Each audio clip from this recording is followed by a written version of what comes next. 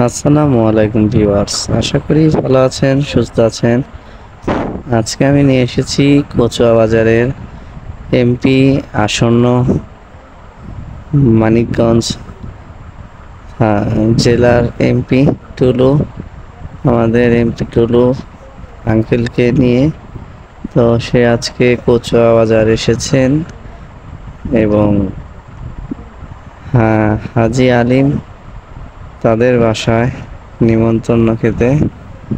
তো vote vice chairman, উপজেলা chairman নির্বাচনের জন্য সে অনুষ্ঠানে অংশগ্রহণ করেছেন। তো তাকে দেখার জন্য উৎসুক জনতার ভিড়।